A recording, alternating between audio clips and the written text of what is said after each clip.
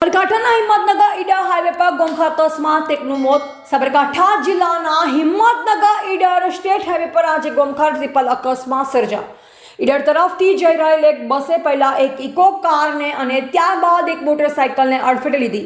અકસ્માતમાં મોટરસાઇકલ ચાલકનું ઘટના જ સ્થળે કરુણ મોત નીપજ્યું હતું। પોલીસ સૂત્રો દ્વારા મળતી માહિતી મુજબ આ ઘટના આજે બપોરના સમયે બની।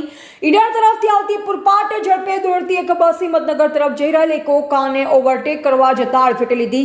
બસ સાથે અથડાયા બાદ ઇકો કાર ડિવાઈડર સાથે અથડાઈ રોંગ સાઈડમાં ફંગોળાઈ ગઈ। ત્યારબાદ બસના ચાલકે સ્ટીયરિંગ પરનો કાબુ ગુમાવતા સામેથી આવી રહેલ એક મોટરસાઇકલને જોરદાર ટક્કર મારી હતી। આ ટક્કર એટલી ભયંકર હતી કે મોટરસાઇકલ ચાલક રોડ પર પટકાયા અને તેમનું ઘટના જ સ્થળે પ્રાણ પંખેર ઉડી ગયું।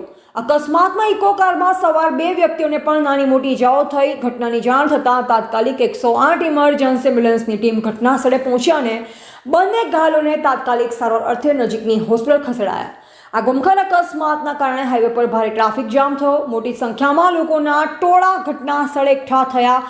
બેફામ ચાલક સામે વાહન ચાલકો અને રાહદારીઓમાં ભારે રોષ જોવા મળ્યો। ઘટનાની જાણ થતાં જ પોલીસ કાફલો તાત્કાલિક ઘટના સ્થળે પહોંચી ગયો અને પોલીસે ટ્રાફિક વ્યવસ્થા પુનઃ સ્થાપિત કરવા અને કાયદેસરની કાર્યવાહી હાથ ધરી। પોલીસે મૃતકની લાશને પોસ્ટમોર્ટમ માટે મોકલી આપી છે અને આ અકસ્માત અંગે વધુ તપાસ હાથ ધરી છે। એવા રાજકમલસિંહ પરમાર, ભારત ન્યૂઝ, સાબરકાંઠા।